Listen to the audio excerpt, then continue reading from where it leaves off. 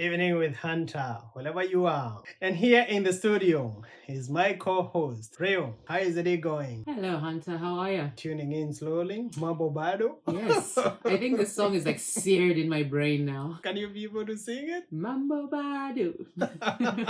It is to say. So the party is about to start. It is to say, it is not here. The party is about to start. Mambo Bado. Definitely. Cruising with Hunter and Rio. What have you been up to this week, Rio? Oh, you know the usual work. Work, go home, sleep. Yes. Get the following day, work. I am living the dream. That is fantastic. We have to work to earn a living. If you don't go to work, the lights are going to be turned off. Yeah, and people should have told me when I was younger that growing up is a trap.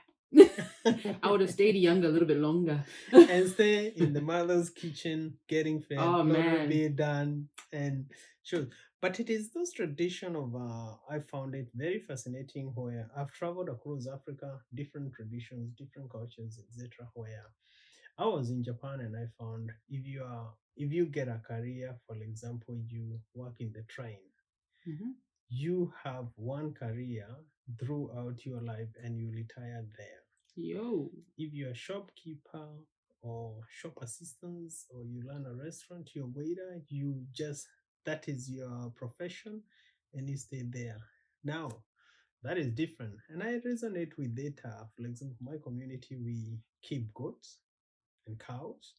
So your career, it is pinned up, you are goat header or cow, look after cattle. Oh my God. You better love what you do, I guess, because if you're trapped in it, because that's a trap. I don't think it is if you don't know any difference, like I was saying, I have cousins and uncles who are still in the village back in Kenya, south of Kenya, doing that, and they're comfortable. One of the things which I found is when I go up to catch up with them is their stress level is very low. So how have you been, my uncle? And you say, oh, we hasn't had enough rain this year. But last year it was terrible rain. We did not like it. It was rain too much. So their concern is rain season or something. So here when I'm thinking I need to pay the bill for the lights. No, but water. you see, that's different because look at it this way. That's why I said you need to love what you do at the end of the day. He loves what he does. He loves to farm and take care of stuff. I'm sure if he had something else that he would rather be doing, he would do that on top of, taking care of his daily stuff. Absolutely. What is the discussions are we going to be having today? We are going to talk about the malaria vaccine. World Health Organization has been the one that has been coordinating the immunization of kids in Ghana, Kenya, and Malawi. And we're also going to be talking about Ethiopia, ex-military people trying to go and support the war in Russia or Ukraine. And we're going to talk about Boda Boda. Is it called Boda Boda? In Kenya, it is Boda Boda is the motorbikes, but we have matatus. Matatus, they are the mini buses, and then in Tanzania they are called daladala. In Zimbabwe they're called kombi. Kombi is our origin from Volkswagen Kombi. I'm Yes. a fan of kombis. I got a couple of them which are shells, which are one day they'll be reconstructed.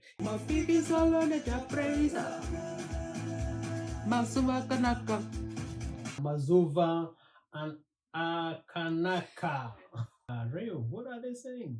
Basically, if you look at me, I'll look at you. If you love me, I'll love you. Mazuakanaka, so beautiful days. Akanaka. That was a literal translation. That is fantastic. For reasons, yesterday here in Brisbane, there was a commemoration of genocide in Rwanda, which happened 1994. I think Tutsis and moderate Hutus were killed, genocide which happened in Rwanda. My recollection of it was many years back. Around that period, I remember there was all these images which were coming to a TV where bodies being thrown in the river and they are floating all the way to Lake Victoria and sort of stuff, and it was very horrific. There was that time back in Kenya, I don't think there was much censorship on what you can be able to send to the TV. The kids, the adults, and they say, "Oh, look what is happening in Rwanda," and now it was a big attention. At the top of that, again, there was big news that people prepared the contingency of these Rwandese who were supposed to move from Rwanda. They will leave Rwanda. I think there was about 4 million refugees who went to Tanzania and Goma, Zaire, that region, Bukavu, that region. They went there, and others went to Benako, that is Kagera region of Tanzania. There was a discussion between the government of Tanzania and Rwanda that there's peace now in Rwanda and they should go back. These people who were in the refugee camp, they could not trust the government of the day because some of them were direct or indirect involved in genocide. The others are fearful, running away from those horrific killings that they might go and it is that again. Their leaders decided Tanzania don't want us, we have to march to Kenya. And now you're talking crossing Lake Victoria to be able to get to Kenya, and they are going to hire some boats to cruise, and Tanzanian army put a blockade somewhere called Kagera, Karagwe, Bukoba, that region. I had a letter in my work with you when I'll go to that region, and everybody was told they have to go back to Rwanda. In a way, this has been a fantastic growth with that country coming from serious war to now sort of stable government compared to DRC, which had still there's some problem in South Sudan. DRC, Somalia hasn't had any government for that years. So in general, Rwanda is doing all right in that region, and the economy is seriously growing, and I think it is fantastic how the people have come together. I think it was fantastic to see how the community healing and looking forward for a bright future for Rwanda. I think it was fantastic. On the other front, we are talking about malaria. It's harder than the COVID vaccine name. Okay. Madonna. So we just call it the malaria vaccine. Malaria vaccine, yes. It was proven 6 years ago to be effective and is said to have 40% efficacy. 40%, is that good? 40% for me. I had malaria when I did a lot of travel around Africa, and I remember when I was very young, and I'm told I got malaria, and all what I could do is we have some herbs in the village. They are called munyo or munyo. You just go, they are boiled. I think it is the root of the stem of this tree, which is so bitter. You drink it, and you drink, and then you said you cover yourself in blanket, and within 5 minutes you vomit, and you need to be supported by somebody because you're going to faint. Yeah. So everything you put in, and then after that you're told to go and sleep, and you cover yourself in blanket, and you sweat. You sweat it out. You sweat it out, and you wake up that afternoon. Mostly you do it in the morning. That afternoon you wake up. Maybe dehydrated. And groggy, but eventually you start catching up with everything else, and it is fine. It is very effective. It is drugs used in the village. Mm-hmm. I think it is okay. And so malaria, I had malaria a couple of times. But having said that, 2 years ago, 6 months ago, I had here a Kenyan lady who is doing some PhD. She's a PhD doctor from Griffith University. She's a researcher, Maggie Sikulu. Yep. Maggie Sikulu Lord. She's doing research on mosquito diseases and how it usually affect people, and they are on a big research on, because her wording, and there was Dr. Esther Onyango from Griffith University, and also I have Maggie Sikulu Lord from University of Queensland. Both of them, they do similar research. Esther does much to do with environmental, what they call climate change. Yep. How climate change is bringing more diseases to areas where they did not have those diseases before because of warming. Mosquitoes are now going to be found in Brisbane, where I was going to ask that. The malaria ones were only found on the tropics. So they are doing research on global warming. Maggie Sikulu, she's working on the vectors, how those interchange. They were here in my studio and we had a fantastic interview. But them to hear this malaria vaccine, which is one of the biggest killer. It is Yeah. said the animal that kill many humans in a year, it is a mosquito. Wow, that's So quite a lot. how is this? Have they done start jabbing people? Apparently, this is a historic moment, as you just mentioned. I guess there's been a long wait since it's one of the deadliest killers. It was World Malaria Day, so they were just celebrating Malaria Day with the advent of the vaccine.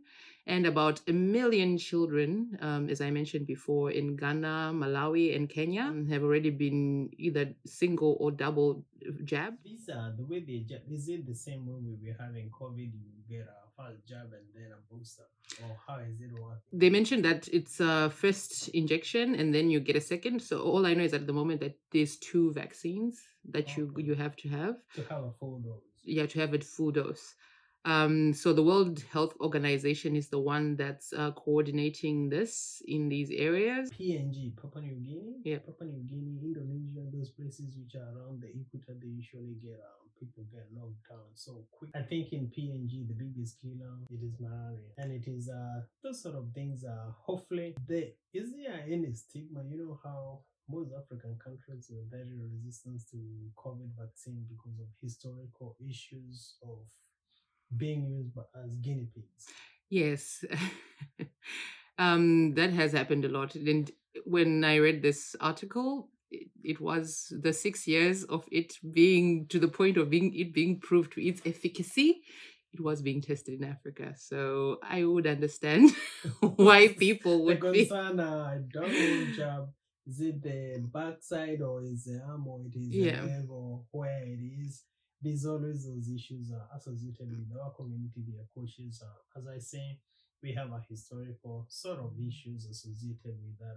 But I think holistically, as an engineer, I'm lean too much on science, and I trust the scientific sort of literally the research should have occurred in those countries to be able to see how, because it has been many years, kids dying, kids that are 5 usually die of malaria seriously, and the only way to do it is getting a jab and hopefully hope for the best. Hope for the best. Thanks for that information. And if you are in relatives who are in that region of sub-Saharan Africa, we are talking of from Senegal all the way to Djibouti, Malawi, all the way to Cape Town. Those regions usually get affected by malaria, and you have loved ones there. Jump online, tell them there's this vaccine which is out, and it is the quicker they get it, because these vaccines, when people get it, sometimes it's between life and death. Yeah, that's because true. It is kwa wale ambao wananisikia kwa lugha ya Kiswahili ambao wanatoka kwenye maeneo ya Afrika na Mashariki na ya Kati, kuna hiyo dawa ambao ni chanjo ambao itazuia huu ugonjwa wa malaria. Kama una wenzako ambao unajua wako kwenye maeneo hayo, waambie waangalie kwenye mtandao, kwenye Facebook, United Nations, World Health Organization, Umoja wa Mataifa wa kuhusika na afya ya jamii, wako na hiyo chanjo ambao inapeanwa bure. Imepeanwa saizi Malawi, imepeanwa pia nchi ya Ghana, na saizi hapo Kenya hizo chanjo bado zinaendelea. Nenda upeleke marafiki zako yote wapigwe hizo chanjo kujizuia kwenye huo ugonjwa wa malaria. Mimi nishaambukizwa hiyo mgonjwa, na sio ugonjwa ambao ninauona ukiwa mtaratibu, una shida sana. Hey, real.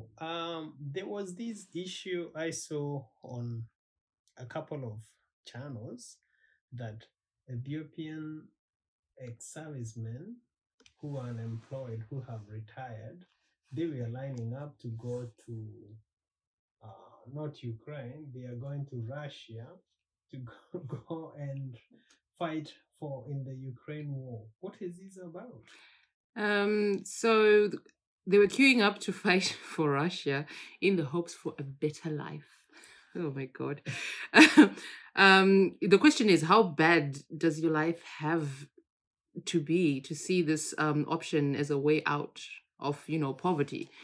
And, many Africans, because of, the whole poverty situation that happens in some areas and stuff like that, and in some sections, to be honest, this will be an opportunity that many Africans would jump on. I resonate on that where a couple of years back we had, and I saw it 2 days ago. I saw Kagame bringing, saying all those Africans who were cruising from West Africa, Ghana, Nigeria, Mali, they go to Libya and they drown in Mediterranean trying to go and find better life. Actually, also from Eastern Africa, we had some Somalis, Eritreans, South Sudanese also giving in the same bite. So I'll say predominantly a lot of, don't be surprised if there's some Zimbabweans in Limpopo, Yes. drowning in the Limpopo just to get on the other side for a better life. Yeah, so these sort of situations, and that is what Kagame, the president of Rwanda, saying the people who are not welcome in Britain, they can be relocated and be resettled and find a life, especially Africans. They find life in being given a citizenship or permanent resident in Rwanda. Now, when we go to these soldiers who are servicemen in Ethiopia, they go to fight in the war in Ukraine for Russia. Now, historically, yes, Russia has a lot of food in Ethiopia. In Africa, actually, in a lot of countries. In a lot of countries. Yeah. But now the question happened is how serious are these people to go and volunteer their life as mercenaries? And in general, to be honest, these are the ones who are going to be put in the front soldier on the front line soldiers.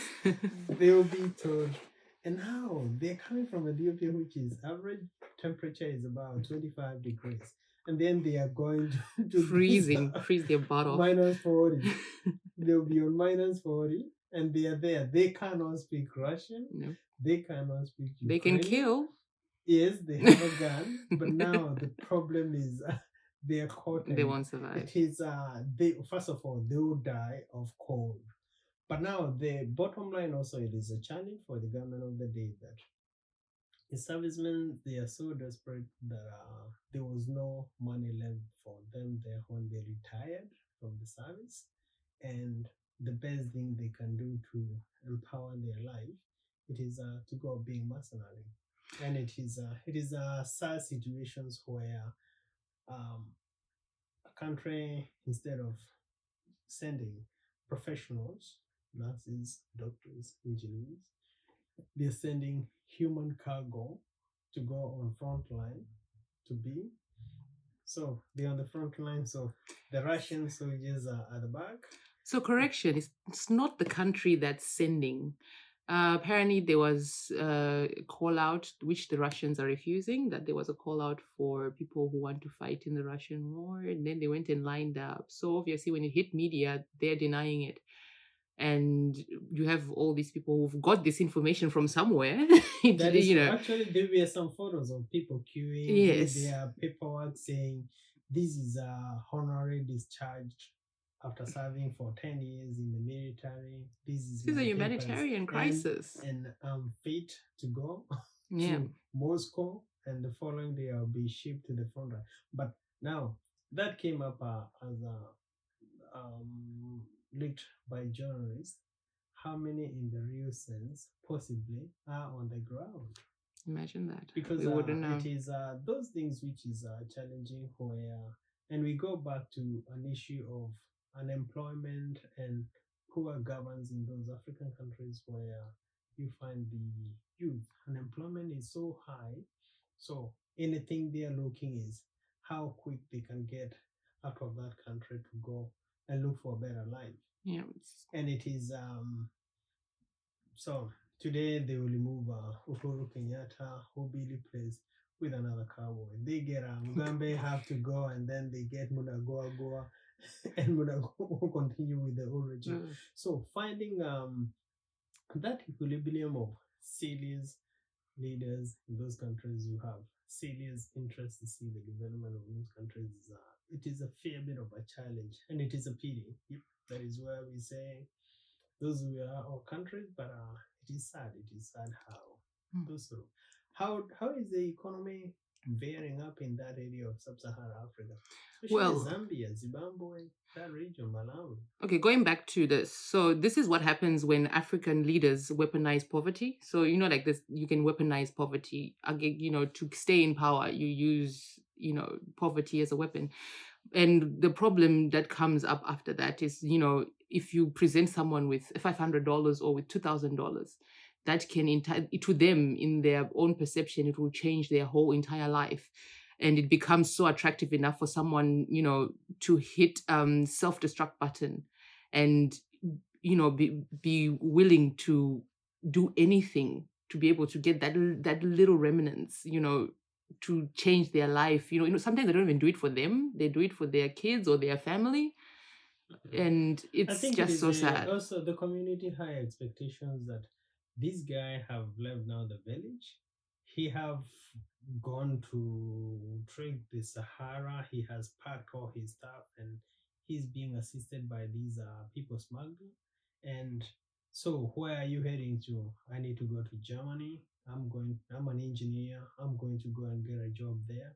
And then they found themselves in Libya. That place is they're chased away. Then eventually they are sold in a market like slaves, because first of all, they cannot go back where they came from. Yeah. They cannot cross the Mediterranean, and it is a destitute situations where you find out. But all this, it is because of poor governance. Yeah, true. Where if they had poor, better facilities within the institutions are functional. There's some pensions, there's unemployment benefit. There's some factories producing something that can be able to employ the community. So instead of importing, like I was looking the other day in Ghana, they have a big hill of secondhand clothes which are being sent there. Some of them from Australia, and they're sold as secondhand. The government of the day now, this environmental disaster because of the dyes and stuff. All these clothes have to be all these piled, and some of them are banned, and this smoke and pollution. If they could cut them off, ban them, and they have factories set up of textile, so the textiles are manufactured locally. Cut off completely import or put high tariff on import. Yes, the rich people who want to buy jeans, they can be buying it 10 times how a locally manufactured jean, and that is a developing economy.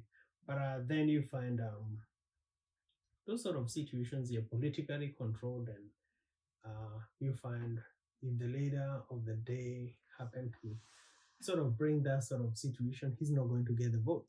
And now, if he doesn't get the vote, he's out. In the meantime, let's listen to this music coming from Ethiopia. Continuation of our conversation. This is beautiful music coming all the way from Addis Ababa. This is a beautiful lady called Nina Garma.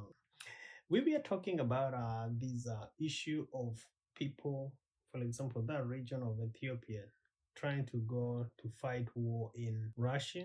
Yes. And at the same time, this war, which is happening in Tigray region, north of Addis Ababa. Yes. So I was going to ask, isn't there a war in Ethiopia? Why don't they want to fight that one? Yeah, that is the whole thing is why can't they fight the war? But also equally, this is a country which usually prides itself in Africa that it has never been colonized. It is incorrect because when there was partition of Africans in Berlin, it was given to Italians, but Italians occupied it for a whole island, but they could not be able to control it. I think Eritrea was given to the Italians, and the king or emperor of Ethiopia had a deal with the Italians, and everything was sorted out. There was a war. Adawa War, 1880s, something like that. That was about 120 years ago. But it's a long time. But since I know, there's always been Romos fighting Amhara, Didada, we have Afar who are fighting Ogaden war with the Somalis who want to be separated. We got on north where it is settled when Eritrea got its own independence from Ethiopia. Now the Tigranian north who are fighting Amharic, who occupies Addis Ababa. So there's always this conflict which is happening in that country, and I wonder which it is the headquarters of African Union. Wow. They're the ones who are they're supposed to be the prefect of Africa telling. So they have been the longest independent African country, are they? Correct. They have the longest independent. Liberia was set up by the Americans for the returned slaves, 1888. Mm-hmm.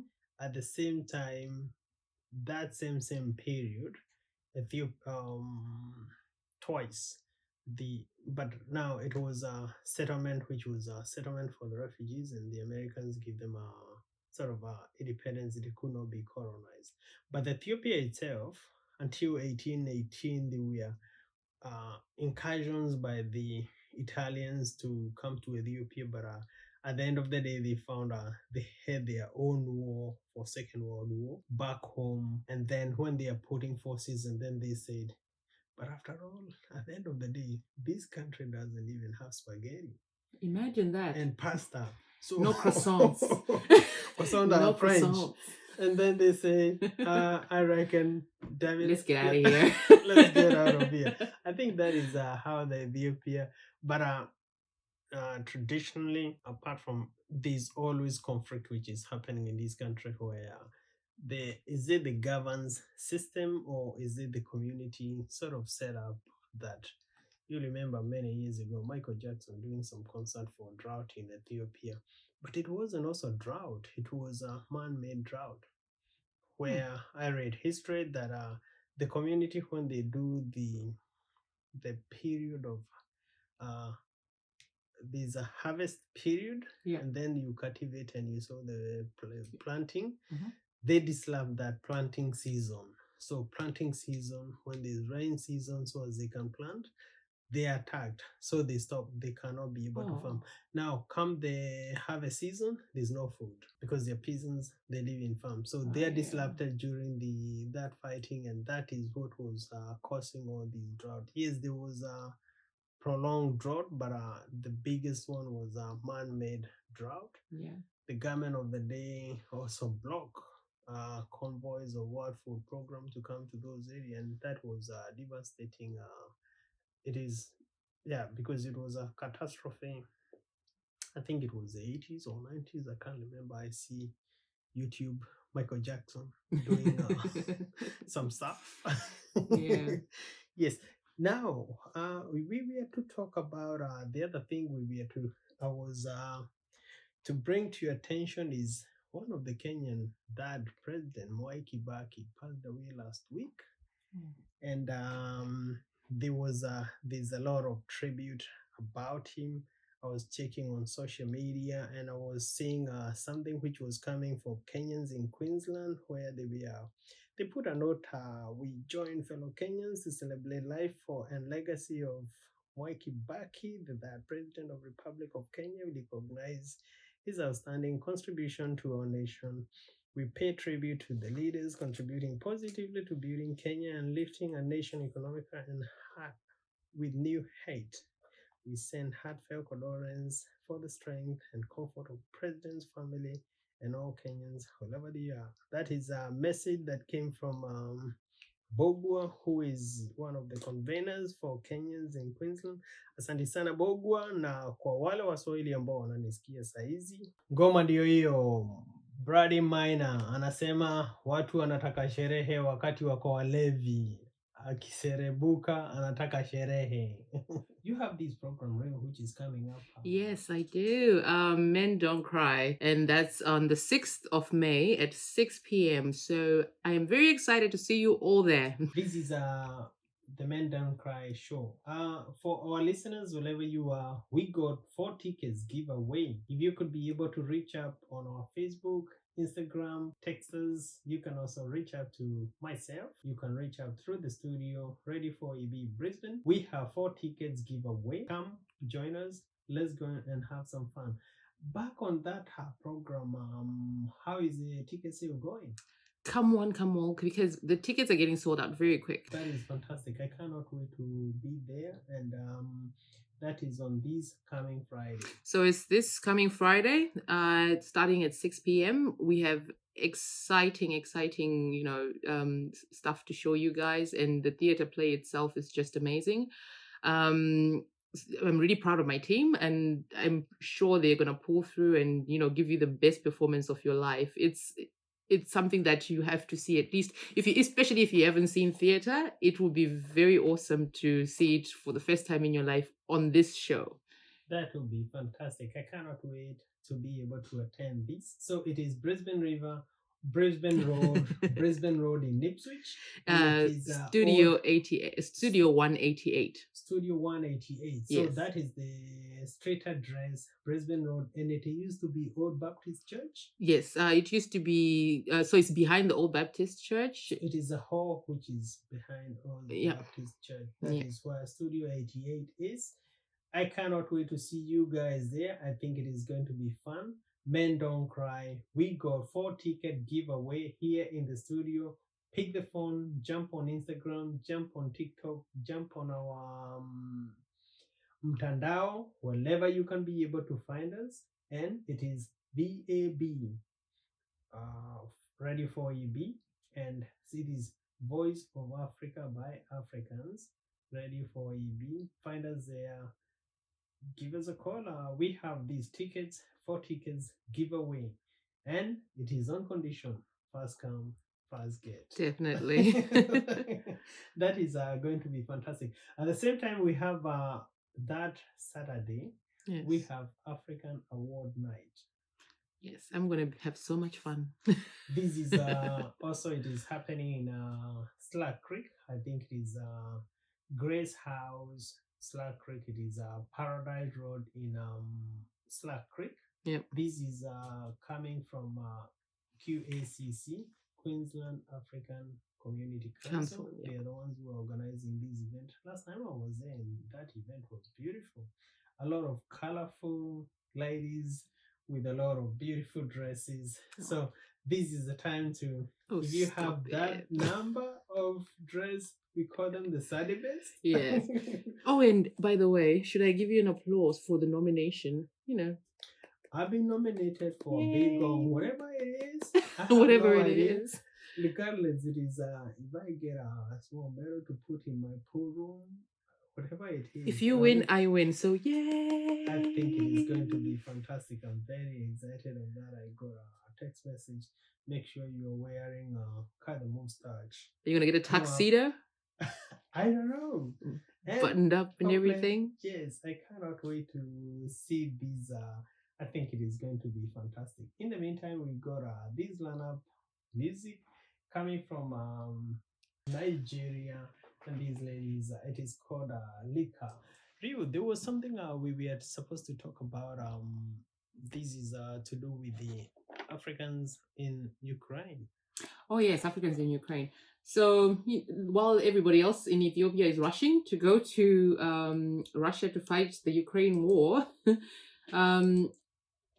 we have Africans facing racism while trying to flee the conflict zone. And we have stranded African refugees in these conflict areas as well. There's a few help programs and people, just individuals trying to help them out in certain areas, like this lady in Poland who was basically just giving a cry out to, let any individuals who can help these people who are stranded with communication and a place to stay if they manage to cross over. They are failing to get transport because the priorities are going first to the Ukrainians and having to walk long distances and things like that. So yeah, it's a bit of a challenge. That is a pity. I hope everybody so far has left, and as time is going off, for those who have been listening to us, who have been with us all through, This is Hunter with Rio. Until next week, we're going to leave you with Lana from Nairobi and Kwaheri ya kuonana. Can you say Kwaheri? Kwaheri. Kwaheri ya kuonana. What do you say in Zimbabwe? Goodbye. Bye bye.